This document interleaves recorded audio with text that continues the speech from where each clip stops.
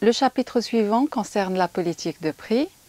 Le prix constitue une dimension très importante en marketing.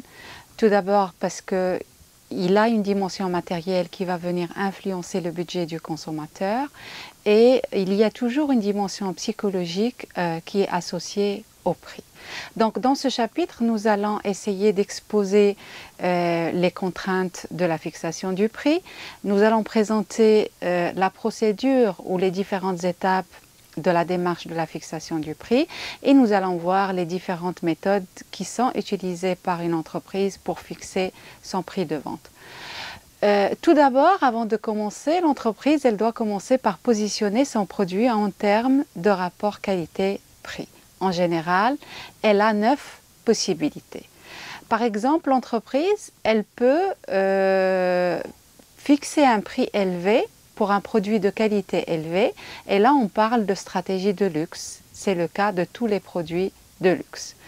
Une entreprise, elle peut fixer un prix élevé pour une qualité moyenne, et là on est dans le cadre de ce qu'on appelle une stratégie de surprime, c'est-à-dire que l'entreprise, elle perçoit une prime supplémentaire parce que la qualité du produit, elle est inférieure au prix qui est fixé. Une entreprise, elle peut avoir une qualité basse et fixer un prix élevé, et là c'est ce qu'on appelle une stratégie d'exploitation. Bien sûr, une stratégie qui ne peut pas être appliquée par les entreprises et qui n'est pas tenable ni dans le moyen ni dans le long terme. Les entreprises peuvent décider de pratiquer un prix moyen pour une qualité élevée, et là on est dans ce qu'on appelle une stratégie du rapport qualité-prix supérieur, qui est normalement favorable aux consommateurs puisque la qualité du prix elle est supérieure au prix qui est pratiqué.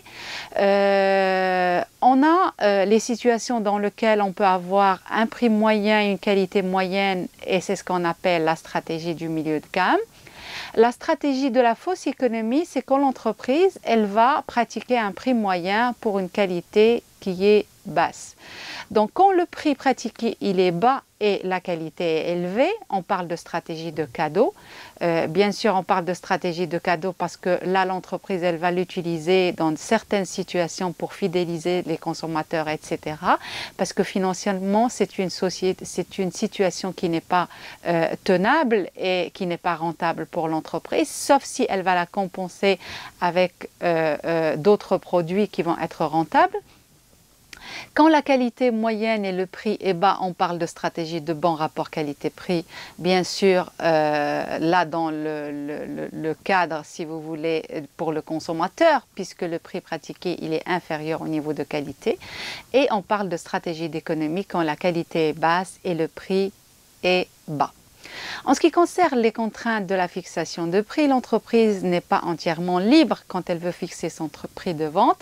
Normalement, elle a un certain nombre de contraintes. Les premières contraintes, elles sont d'ordre financier. Un prix de vente qui est fixé par l'entreprise, il doit tout d'abord permettre de rentabiliser et de couvrir les coûts de revient, les dépenses engagées pour l'achat, bien sûr, et il y a aussi des contraintes d'ordre concurrentiel, c'est-à-dire que le prix pratiqué par l'entreprise, il doit bien sûr tenir compte des prix qui sont pratiqués par la concurrence, et également en fait tenir compte des prix qui sont pratiqués par les distributeurs.